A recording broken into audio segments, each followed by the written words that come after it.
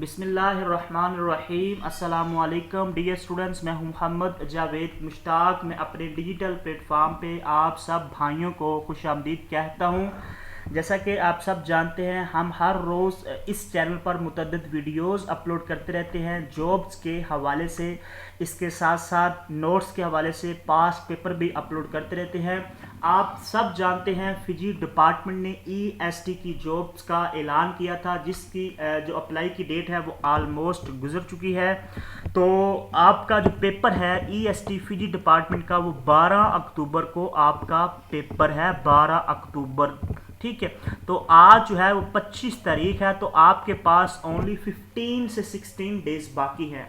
तो कंपटीशन बहुत ज़्यादा है, तो इसीलिए सब स्टूडेंट्स ने इस तरह तैयारी करनी है ताकि आप जो है पेपर में अच्छा स्कोर गेन कर सकें।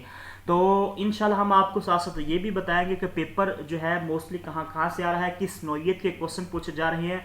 हमारे पास तकरीबन 3000 प्लस MCQ की फाइल मौजूद है, उसमें 8 साल के पास्ट पेपर भी मौजूद है और उसमें एक्सप्लेनेशन भी मौजूद है जहां ज़रूरत है। जो क्वेश्चंस की एक्सप्लेनेशन जहां पे ज़रूरत है वहां हमने डाली हुई है ताकि आपकी हर एंगल से तैयारी हो सके। ऑल सब्जेक्ट के नोट्स हमारे पास मौजूद है।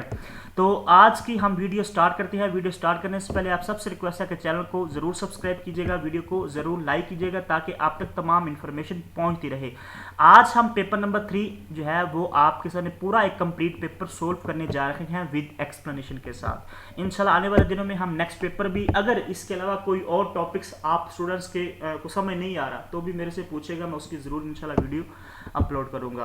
तो पहला जनाब क्वेश्चन जो है, पाकिस्तान स्टडी से Hina lake is located in.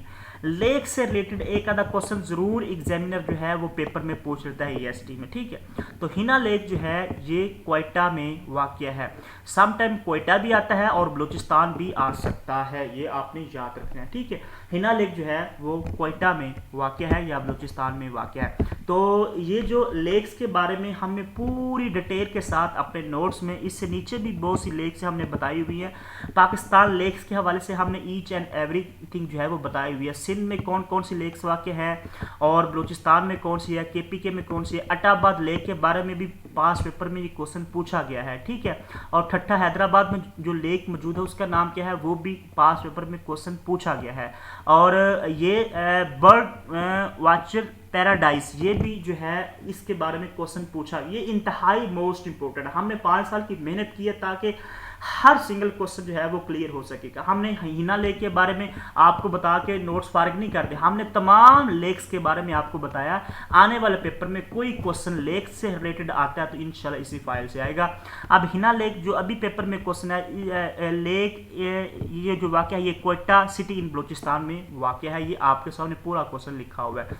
ठीक है, रावल लेक के बारे में पूछ सकते हैं, कलर कहार लेक के, कोई लेक के बारे में, जितनी भी लेक्स पाकिस्तान में फेमस है हमने तमाम तर जो है वो डाली हुई है। इसी के साथ हम नेक्स्ट चलते हैं। नेक्स्ट हमारे पास क्वेश्चन जो मौजूद है, ये इंग्लिश का क्वेश्चन है, he is dash weak to walk. तो जनाब इसका जो राइट ऑप्शन है वो 2 है, D is the right option. English के भी 10 क्वेश्चन आते हैं जिसके 20 मार्क्स है। मैं आपको हमेशा रिकमेंड करता हूँ ग्रामर के हवाले से आप पार्ट ऑफ स्पीच, इसके साथ preposition, tenses, direct indirect, active to passive voice, synonyms और एंटोनिम्स पे ना जाए। वो CSS एस्पिरेंट भी नहीं कर सकते, वो इतने डिफिकल्ट होते हैं। वो एक आधा क्वेश्चन आता है, अगर तुक्का लग गया तो ठीक है, अगर ना लगा तो कोई बात नहीं। आप ग्रामर पे फोकस करें, ये ना हो कि आप जो है वो सिनोनिम्स और एंटोनिम्स पे बैठ जाए, 4 दिन इधर ही लगा दे। तो वो भी एक आधा आता है इस पेपर में, अगर लग गया तुक्का तो ठीक है, वेल एंड गुड, नहीं लगा तो उसमें कोई बड़ी बात नहीं है। ठीक है, इसी के साथ हम नेक्स्ट चलते हैं। ग्रामर पे ज़्यादा फोकस कीजिएगा। ग्रामर में हमें जितनी भी डिटेल है, फिगर ऑफ स्पीचेज है, पार्ट ऑफ स्पीचेज है, टेंसेज है, डायरेक्ट इनडायरेक्ट है, प्रपोजिशन, तमाम तर हमने तफसील के साथ अपने नोट्स में बताई हुई है। इसके साथ हम नेक्स्ट चलते हैं। नेक्स्ट जो हमारे पास क्वेश्चन मौजूद है, ये क्वेश्चन भी हमारा इंग्लिश से लिया गया है। Which of these is a subordinating conjunction. Conjunction की ये देख रहे हैं, ये पार्ट ऑफ स्पीच से क्वेश्चन लिया गया है, कंजंक्शन। ठीक है, कंजंक्शन की 3 टाइप्स है, तो इसमें से ये टाइप पूछी गया, इनमें से आपने बताना है कि सबऑर्डिनेटिंग कंजंक्शन कौन सा होता है। तो हम तुक्का, अगर हमारा कंसेप्ट क्लियर है तो हम फौरन बता दें, अगर हमने तुक्का लगाया तो हम तुक्का ही लगाएंगे। अगर हमारे कंसेप्ट क्लियर है। मैं हमेशा कहता हूं आप अपने कंसेप्ट क्लियर करें, आप अच्छा स्कोर गेन करेंगे, ना कि इस पेपर में, आने वाले पेपर में भी आपको फायदा होगा। हम करते क्या है, जब पेपर आता है तो हम स्टार्ट कर देते हैं, नोट्स दे दो सर, ये कर दो वो कर दो। आपको एक तसलसल के साथ पढ़ना चाहिए, आपको हर चीज़ का कंसेप्ट क्लियर करना चाहिए। पीपीएससी, एफपीएससी में या जितने भी दूसरे पब्लिक सर्विस कमीशन में जो भी क्वेश्चन आते हैं वो इधर से आते हैं, बेसिक क्वेश्चंस होते हैं, बस उन्होंने घुमा के दिए होते हैं, हम रट्टा लगाते हैं और रट्टा हमारा कामयाब नहीं होता इस तरह की जॉब्स में। तो इसका जो राइट ऑप्शन है वो है A, although is the right option. Although हमारा एक सबऑर्डिनेटिंग कंजक्शन है। ये भी क्वेश्चन इसी फाइल में मौजूद है, आप चेक कर सकते हैं सबऑर्डिनेटिंग कंजक्शन के बारे में। क्वेश्चन नंबर अगर आप पढ़ेंगे 143, ये तकरीबन 700 प्लस एमसीक्यू जो है वो इंग्लिश के, जिसमें एक्सप्लेनेशन भी मौजूद है, इस फाइल में मौजूद है। Identify the conjunction in the following sentence, although it was late she decided to go out. Although इसमें हमने बताना था कि ये कंजक्शन है। अब ये कंजक्शन कौन सा है, अगर आप इसकी एक्सप्लेनेशन में जाए, although is a subordinating conjunction, समझ आ गई, सबऑर्डिनेटिंग कंजक्शन। अगर आप इसकी डेफिनेशन ऊपर पढ़ें 142 क्वेश्चन में तो आपको तमाम तर चीजें समझ आ जाएंगी।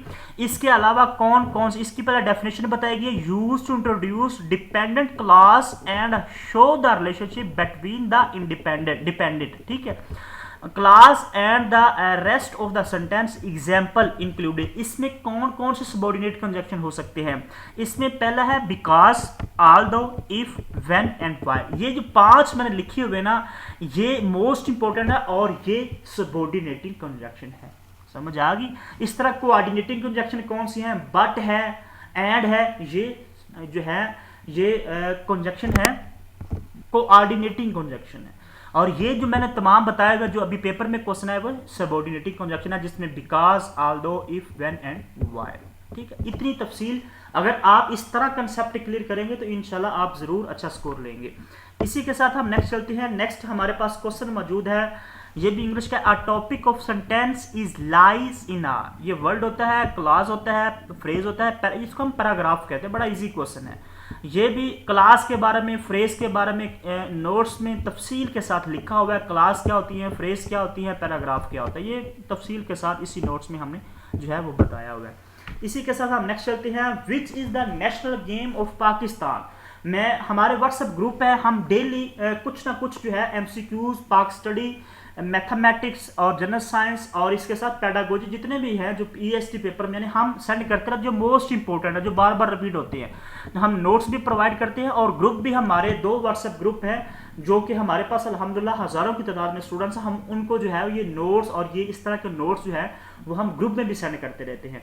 तो जनाब, नेशनल गेम्स के बारे में या नेशनल जो सिंबल्स हैं पाकिस्तान के, वो आपको आना जरूरी, ना कि आपको नेशनल गेम तो सबको पता हॉकी है। अब नेशनल फ्रूट कौन सा है, नेशनल पॉइंट कौन सा है, नेशनल बर्ड कौन सा है, नेशनल एनिमल कौन सा है, अगर ये आप करेंगे तो ये आपका एक पूरा टॉपिक तैयार हो जाएगा, समझ आ रही। तो इस तरह आपने कंसेप्ट क्लियर करने। ये भी हमने अपनी फाइल में एक तरतीब के साथ नेशनल सिंबल ऑफ पाकिस्तान हमने रखे हुए हैं। National anthem of Pakistan written by किसने लिखा था, नेशनल फ्लैग पाकिस्तान का कौन सा किसने बनाया था, और एनिमल कौन सा है, बर्ड कौन सा है, फ्लावर कौन सा है, ठीक है, ट्री कौन सा है, ये तमाम तर जो है तफसीलात हमने लिखी हुई हैं ताकि आपके लिए कोई मसला ना बने। इसी के साथ हम नेक्स्ट चलते हैं। नेक्स्ट हमारे पास जो क्वेश्चन मौजूद है, nucleus of an item was discovered by Rutherford. ये न्यूक्लियस बड़ा इजी क्वेश्चन है, बिल्कुल सिंपल क्वेश्चन पूछा गया 7वीं 8वीं क्लास का। तो न्यूक्लियस ऑफ एन आइटम, आप 7वीं 8वीं क्लास की जरूर बुक्स पढ़िएगा, जो उसकी बैक पे एक्सरसाइज दी गई है वो जरूर कीजिएगा, पाकिस्तान स्टडी की और जनरल साइंस की और मैथ की, ठीक है। और इसके साथ हम नेक्स्ट चलते हैं। नेक्स्ट जो हमारे पास क्वेश्चन मौजूद है, who was the leader of quit India movement. तो ये एक क्विट इंडिया मूवमेंट जो है वो लॉन्च की गई थी। कब लॉन्च की गई थी, जब क्रिप्स मिशन जो है वो फेल हो गया था 1942 में। तो उसके बाद क्विट इंडिया जो है उसको लॉन्च किया गया था। ये क्वेश्चन भी आपको याद होना चाहिए। 1942 में क्रिप्स मिशन आया था, ठीक है, बरतानिया की जानब से। उसके फेलियर के बाद क्विट इंडिया मूवमेंट लॉन्च की गई थी, जिसके लीडर जो है वो महात्मा गांधी साहब हैं, ठीक है। सी इज द राइट ऑप्शन। और ये क्वेश्चन अगर आप चेक करेंगे तो आपको एक तफसील के साथ मिलेगा। क्वेश्चन नंबर 32 है, पाक स्टडी का क्वेश्चन है, which movement was launch by Mahatma Gandhi in 1942। ये भी पेपर में, पास पेपर में क्वेश्चन आया हुआ है। क्रिप्स मिशन और क्विट इंडिया मूवमेंट कब लॉन्च की गई थी? 1942 में। किसने की थी quit India movement launch? Mahatma Gandhi ने की थी। ठीक है, ये आपने जरूर याद रखना है। इसी तरह ये भी इसी फाइल से क्वेश्चन आप चेक कर सकते हैं, इसी फाइल में क्वेश्चन मौजूद है। इसके साथ हम नेक्स्ट चलते हैं। अगर आपको ये फाइल चाहिए, 3000 प्लस तकरीबन 3300 एमसीक्यूज हमारे पास मौजूद है इसी फाइल में, और मुकम्मल तैयारी के साथ फिजी डिपार्टमेंट की EST एलिमेंट्री स्कूल टीचर की जॉब, जिसमें इंग्लिश, पाक स्टडी, जनरल साइंस, प्रोफेशनल जिसको हम पेडागोजी कहते हैं, जनरल मैथमेटिक्स, और इसी फाइल में 5 सब्जेक्ट भी मौजूद हैं और 8 साल के सोल्ड पास पेपर भी मौजूद हैं। अनसोल्ड नहीं है, कंप्लीटली सोल्ड 8 साल के पास पेपर मौजूद है। अगर आपको ये फाइल चाहिए 0303908856 0313 47 45 525 इन दोनों नंबर पे आप व्हाट्सएप करके आप नोट्स की इंफॉर्मेशन ले सकते हैं। ये थोड़े से पेड नोट्स हैं, तो इंशाल्लाह आपको ये अगर आप फाइल कर लेंगे एक्सप्लेनेशन के साथ, इंशाल्लाह आप एक अच्छा स्कोर जो है उसको अचीव करने में कामयाब हो जाएंगे। मैं आपको साथ साथ इसीलिए बता रहा हूँ ताकि आपको पता चल जाए कि किस तरह हमने तैयारी करनी है नोट से। आगे हम चलते हैं। नेक्स्ट जो हमारे पास क्वेश्चन है, the Geneva pact was signed on April 14 1988 between Pakistan and dash.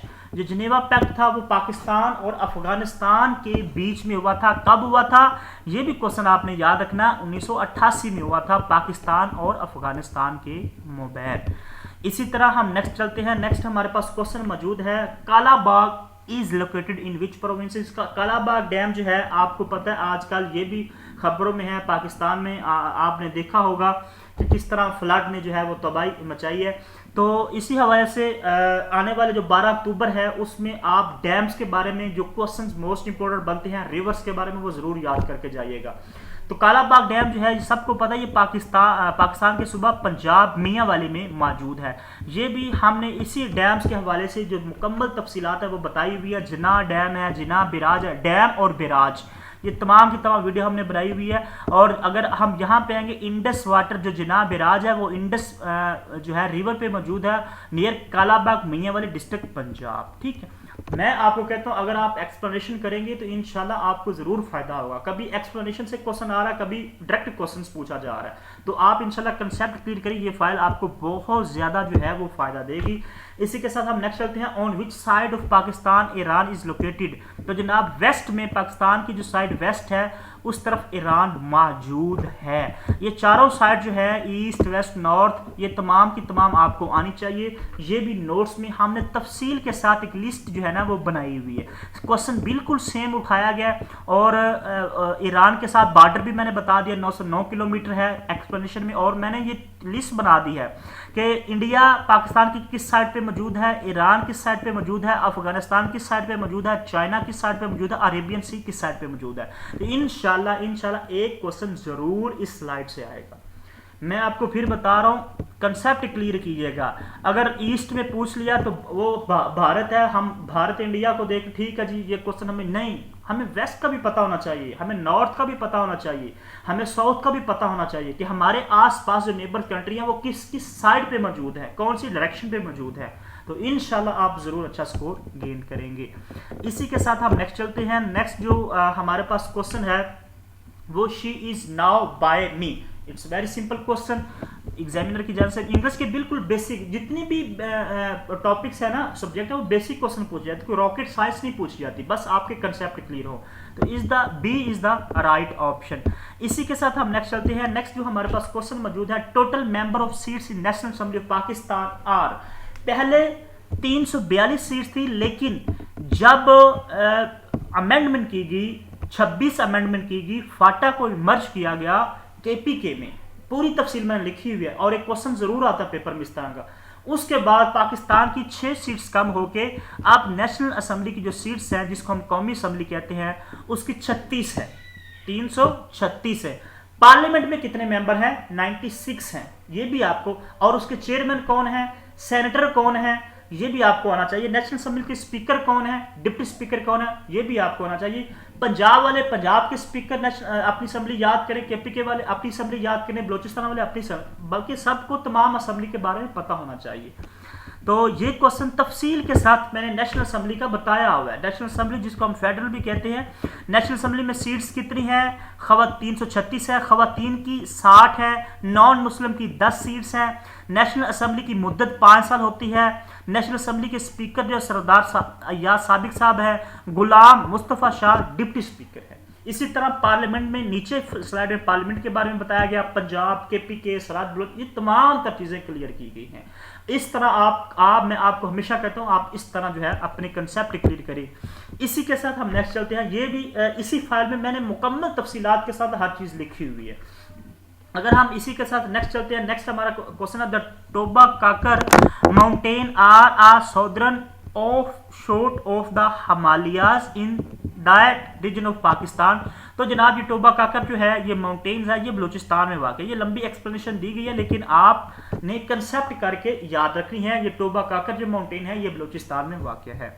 इसी तरह हम नेक्स्ट चलते हैं। नेक्स्ट जो हमारे पास क्वेश्चन मौजूद है, Pakistan officially joined the United nation. United nation UNO को पाकिस्तान ने कब ज्वाइन किया था? 30 सितंबर 1947 में। पूरी डेट याद रखिए, 1947 याद नहीं रखना, 30 सितंबर, ठीक है, 30 सितंबर भी याद रखना, ये डेट पूछी जाती है। तो इस हवाले से यूएनओ से एक आधा क्वेश्चन जरूर पेपर में आता है। ये बिल्कुल सेम एट इज क्वेश्चन इसी फाइल से लिया गया है। यूएनओ को पाकिस्तान ने कब ज्वाइन किया था? 30 सितंबर 1947। ए इज द राइट ऑप्शन।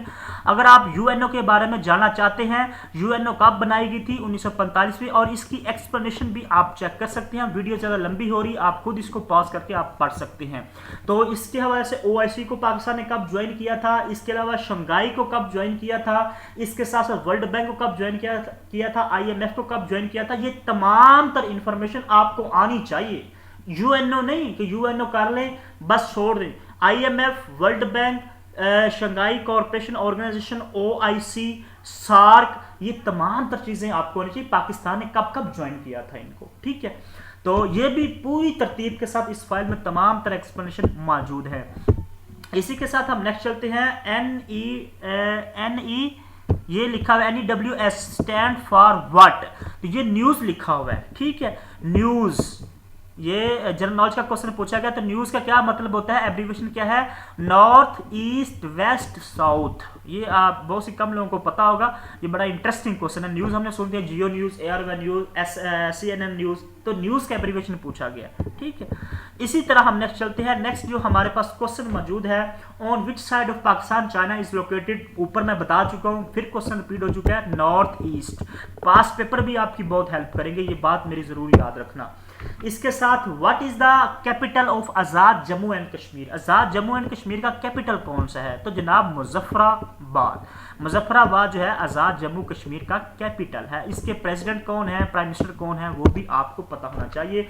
इस स्लाइड में एजेके की अलग चीजें बताई गई है। टोटल एरिया कितना है, कैपिटल अभी पूछा गया है पेपर में, मुजफ्फराबाद। पीएम कौन है, प्रेसिडेंट कौन है, इस तरह एजेके की असेंबली की सीट्स कितनी है, स्पीकर कौन है, डिप्टी स्पीकर कौन है। आप खुद चेक कर सकते हैं हमने कितनी मेहनत के साथ इसको कंपाइल किया हुआ है। अगर आपको ये नोट्स चाहिए तो आप इसी नंबर पे 0303909985 पे आप कांटेक्ट कीजिएगा। इसी के साथ हम नेक्स्ट चलते हैं। नेक्स्ट जो हमारे पास स्लाइड मौजूद है, what is the meaning of, ये साइंस का क्वेश्चन पूछा गया है, एनीमिक। तो इसका ये साइंस से क्वेश्चन पूछा गया, तो इसका जो मतलब है shortage of blood. Shortage of blood को हम क्या कहते हैं, एनीमिक, ठीक है। इसी के साथ हम साइंस से भी क्वेश्चन जो है वो पूछे जाते हैं जिसके 20 मार्क्स होते हैं। साइंस तमाम के तमाम सब्जेक्ट मौजूद है। Which kind of system of government was introduce in 1962 of the constitution? 1962 के आइन में पाकिस्तान की जो गवर्नमेंट है उसका सिस्टम कौन सा था? तो जनाब प्रेसिडेंशियल सिस्टम था, ठीक है, पार्लियामेंट नहीं था। आपका जो है वो पार्लियामेंट है। 1962 के आइन में प्रेसिडेंशियल सिस्टम पाकिस्तान का था। 3 आइन हैं, तीनों आइन से 2 या 3 क्वेश्चन जरूर पेपर में आते हैं और ये आप चेक कर सकते हैं। मैंने पूरी तफसीलात लिखी हुई है। 168 क्वेश्चन है।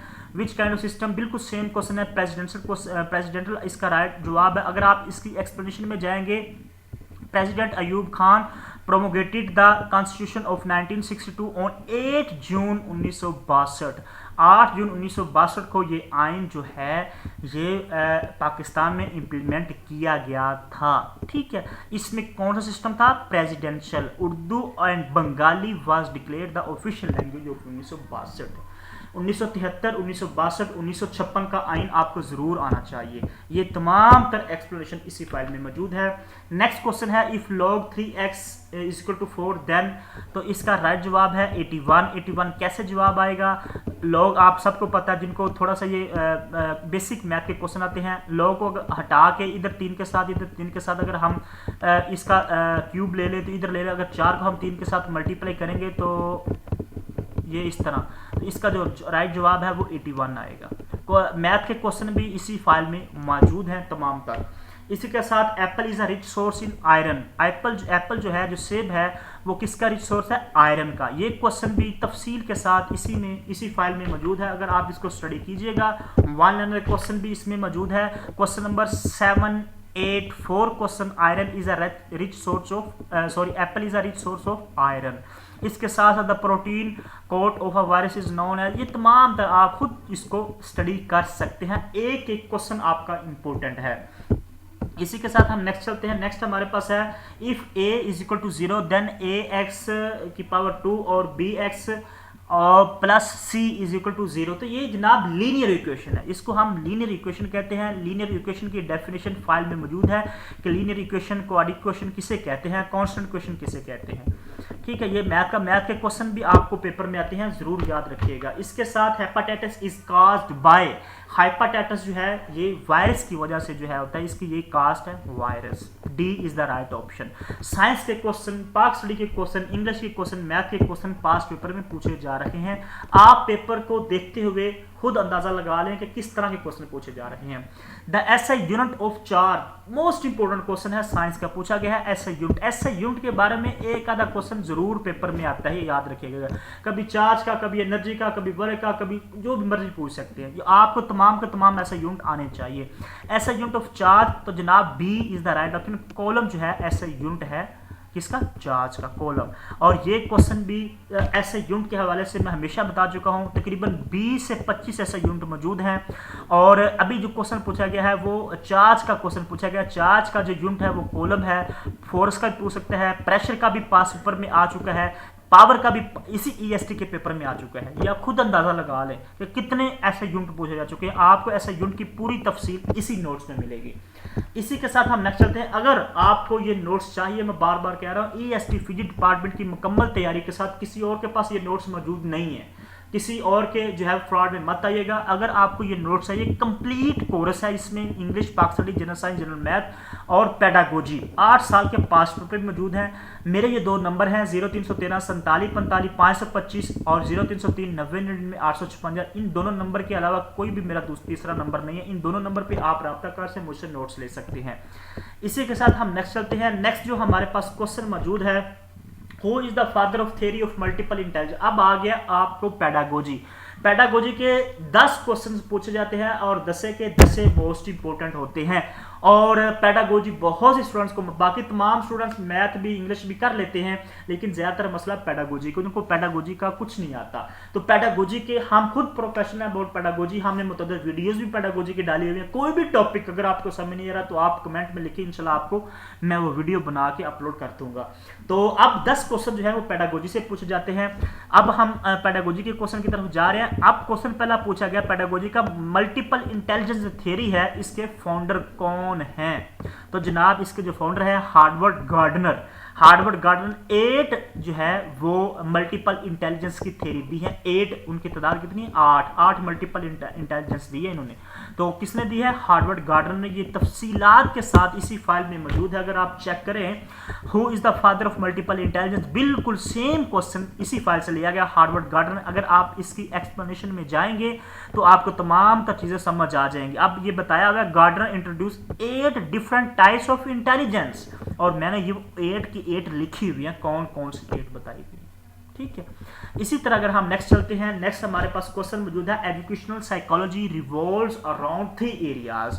एजुकेशन जो साइकोलॉजी है वो लर्नर्स के गिर्द घूमती है, लर्निंग प्रोसेस के और लर्निंग सिचुएशन के। लर्नर्स, लर्निंग प्रोसेस और लर्निंग सिचुएशन, किस सिचुएशन में कौन सा लर्निंग प्रोसेस है और लर्नर क्या पार्ट है, ये 3 ट्राइंगल होते हैं और इन्हीं के गिर्द जो है हमारी साइकोलॉजी घूमती है।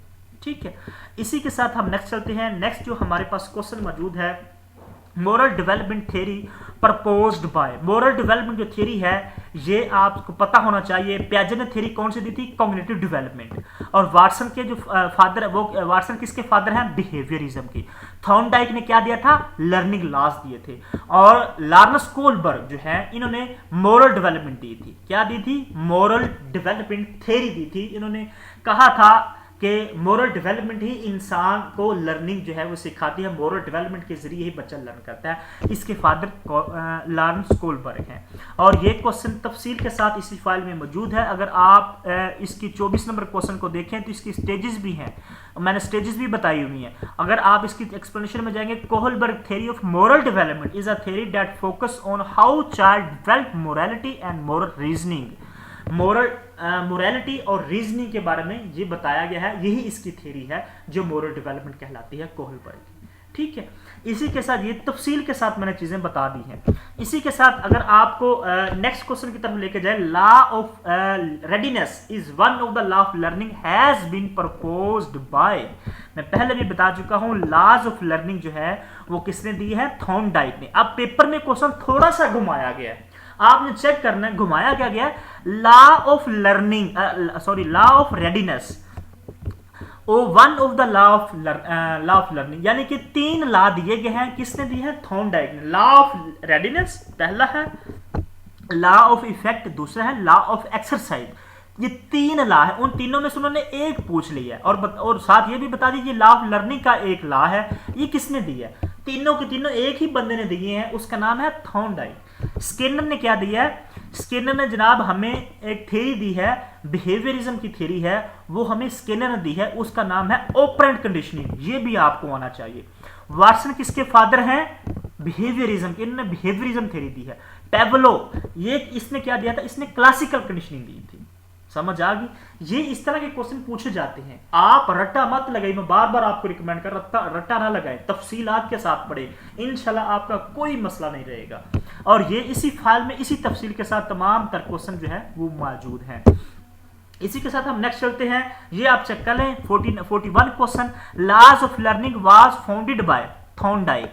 इसकी एक्सप्लेनेशन में जाएंगे, 3 लॉ दिए गए हैं, law of learning, readiness, exercise and effect. Law of effect also called laws of connectionism, इनको हम कनेक्शनिज्म लॉ भी कहते हैं।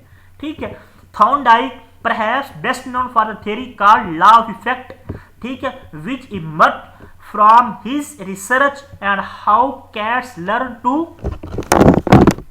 From puzzle box. इन्होंने एक्सपेरिमेंट किया था पजल बॉक्स पे, ये आपने याद रखना, पजल बॉक्स। तो ये मैंने आपको तफसील के साथ बता दिया।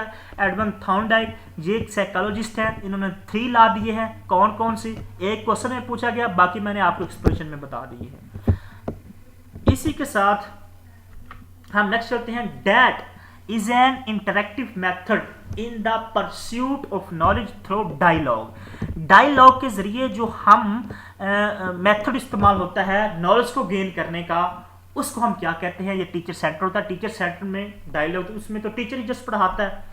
एक्सपेरिमेंटल मेथड में तो डायलॉग नहीं होते।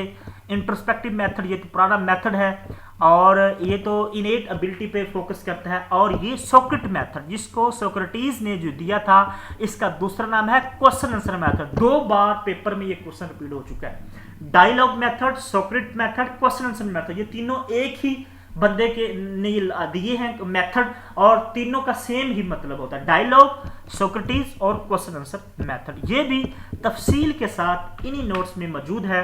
क्वेश्चन नंबर 181 को पढ़िएगा। Socrates method is known as question answer method, Socrates method is also an dialectic और क्वेश्चन आंसर मेथड, इसी के जरिए हम डायलॉग करते हैं। ठीक है, पूरी तफसील दी गई है। इसी के साथ हम नेक्स्ट चलते हैं। नेक्स्ट जो हमारे पास क्वेश्चन मौजूद है, The branch of philosophy focus on the nature of reality is, ये तीन किस्म की जो है ये टर्म्स हैं फिलोसफी के अंदर। तीनों में से एक क्वेश्चन आपको जरूर आएगा, कैंडिडेट्स आप जरूर याद रखिएगा फिलोसफी की। अब ये पूछा गया question, reality, nature of reality की कौन बात करता है? तो वो बात करता है मेटाफिजिक्स। मेटाफिजिक्स जो है ये रियलिटी की बात करता है। अगर हम तीनों की थोड़ी सी एक्सप्लेनेशन पढ़ें तो आपको इस स्लाइड में 45 नंबर क्वेश्चन हमारी फाइल में मौजूद है।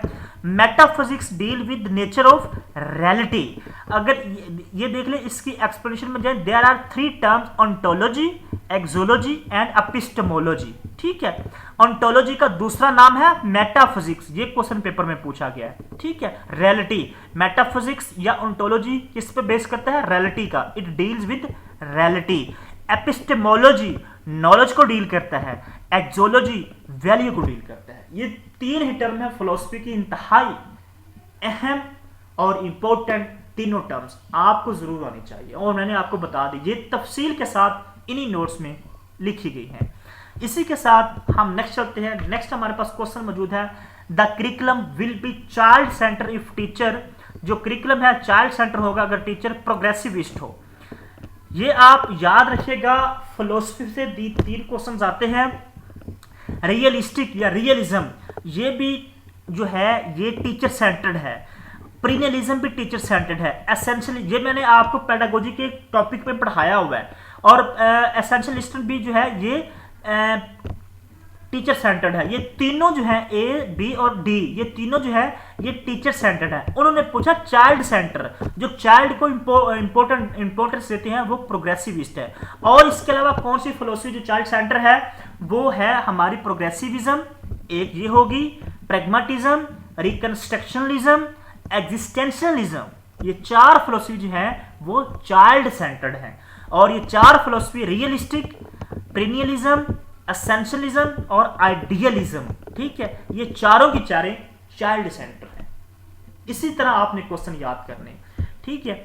इसी तरह हम नेक्स्ट चलते हैं। नेक्स्ट जो हमारे पास क्वेश्चन मौजूद है, a cease fire came into effect in Siachen. तो सियाचिन में जब इंसिडेंट हुआ था उसमें फिर सीज फायर कब किया गया था? 2003 में। ये पाक स्टडी से क्वेश्चन लिया गया है। इसी तरह हम नेक्स्ट चलते हैं। नेक्स्ट हमारे पास है, students performance is compared with clearly defined learning task, criterion reference test. A is the right option. अगर हम स्टूडेंट्स की परफॉर्मेंस को किसी क्राइटेरिया के मुताबिक कंपेयर करेंगे, कोई जो पहले से डिफाइन किए गए हैं उसको हम कहेंगे criterion reference test. Norm reference test में जब हम एक स्टूडेंट्स की परफॉर्मेंस को दूसरे स्टूडेंट्स की परफॉर्मेंस के साथ कंपेयर करेंगे उसको हम कहेंगे नॉर्म रेफरेंस टेस्ट। ये दो टेस्ट इंपॉर्टेंट है। जब हम किसी क्राइटेरिया के मुताबिक जो पहले से सेट है, फॉर एग्जांपल बोर्ड में 33% या 40% का क्राइटेरिया रखा गया है, जो स्टूडेंट्स इतने मार्क्स लेगा वो पास हो जाएगा। ये पहले से क्या है? डिफाइंड लर्निंग टास्क है या लर्निंग क्राइटेरिया है जो रखा गया है। जो स्टूडेंट्स इस पे पूरा उतरेंगे वो पास हो जाएंगे, ठीक है। इसको हम कहते हैं क्राइटेरियन रेफरेंस है, जिसका पहले से कोई क्राइटेरिया, कोई पहले से लर्निंग टास्क, कोई पहले से चीजें डिफाइंड हो, उसको हम कहते हैं। फिर उसकी परफॉर्मेंस को स्टूडेंट्स की परफॉर्मेंस के साथ कंपेयर किया जाए लर्निंग टास्क के साथ, तो उसको हम कहेंगे criterion reference test. Norm reference test क्या होते हैं? जिसमें हम एक स्टूडेंट्स को दूसरे स्टूडेंट्स की परफॉर्मेंस के साथ कंपेयर करेंगे। अब फॉर एग्जांपल आप ईएसटी का पेपर देने जा रहे हैं, इसमें क्या होगा? जितने भी स्टूडेंट्स हैं वो आपस में एक दूसरे की परफॉर्मेंस को कंपेयर किया जाएगा। जो टॉप पे होगा उसको इंटरव्यू की कॉल आएगी। और इसमें कोई सेट नहीं है कि आपने 30 नंबर लेने हैं, 40 नंबर लेने हैं, 50 नंबर, नहीं, इस पे मेरिट है। जो टॉप पे आएगा वो सिलेक्ट हो जाएगा। इसको हम कहते हैं नॉर्म रेफरेंस टेस्ट, जिसमें एक स्टूडेंट्स की परफॉर्मेंस को दूसरे ग्रुप की स्टूडेंट्स की परफॉर्मेंस के साथ, ये क्लासरूम की परफॉर्मेंस के साथ या किसी दूसरे स्टूडेंट की परफॉर्मेंस के साथ कंपेयर किया जाए, उसको नॉर्म रेफरेंस टेस्ट कहते हैं। आई होप कि आपको ये दोनों टेस्ट समझ आ चुके होंगे। इसी के साथ हम नेक्स्ट चलते हैं। नेक्स्ट हमारे पास ये आप क्वेश्चन देख लें, 59 क्वेश्चन पूरा तक मैंने आपको बता दिया और हमारे नोट्स में इसी तरह आसानी के साथ और बड़ा इजीली लिखा गया है, ठीक है। इसी तरह हम नेक्स्ट चलते हैं। नेक्स्ट जो हमारे पास क्वेश्चन मौजूद है वो क्वेश्चन है, which purpose of the evaluation is to make. जो इवेल्यूशन का क्योंकि इवेल्यूशन का मतलब क्या होता है, जज करना। जब बच्चा कुछ सीख जाता है उसके बाद जब बच्चा टेस्ट करता है, हम टेस्ट को इवेल्यूएट करते हैं, ठीक है।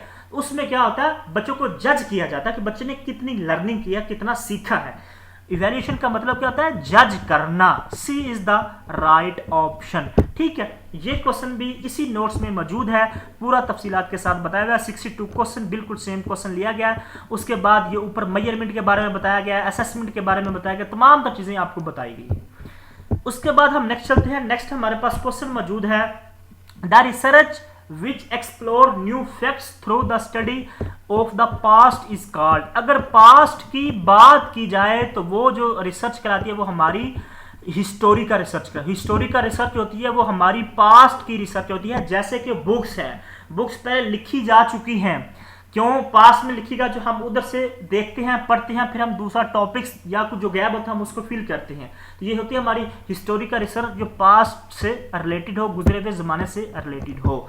तो ये क्वेश्चन भी इसी फाइल में मौजूद है। और मैंने ये क्वालिटेटिव रिसर्च की टाइप्स है, कौन सी हिस्टोरिकल रिसर्च है, ठीक है। और ये तमाम तर हिस्टोरिकल रिसर्च की टाइप्स बताई गई हैं, जो क्वालिटेटिव रिसर्च की टाइप्स है। इसी तरह क्वांटिटेटिव रिसर्च की टाइप्स है। और हिस्टोरिकल रिसर्च मैंने बताया हुआ ये क्या होती है, पूरी A to Z तफसीलात मैंने आपको बता दी है।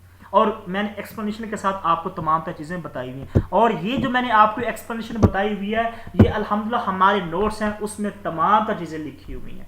वीडियो इसीलिए लंबी हुई है, आपको हर क्वेश्चन हर एंगल के साथ समझाया गया है। तो अगर आपको ये नोट्स चाहिए, मैं आपको फिर कहता हूँ, ये हमारे 2 नंबर हैं, 0303 90 99 856, 0313 47 45 505। इन दोनों नंबर पे व्हाट्सएप कीजिएगा। आपको 8 साल के पास पेपर और ये तमाम के सब्जेक्ट जो है EST का पूरा कोर्स इंशाल्लाह ज़रूर मिलेगा। ये थोड़ा सा पेड है, तो चैनल को ज़रूर सब्सक्राइब कीजिएगा, वीडियो को ज़रूर लाइक कीजिएगा। अगर आपको मेरी वीडियो पसंद आई है तो ज़रूर कमेंट्स कीजिएगा। अल्लाह ताला आप सबको कामयाब करे। हमें दीजिए इजाज़त, अल्लाह ने के बाद।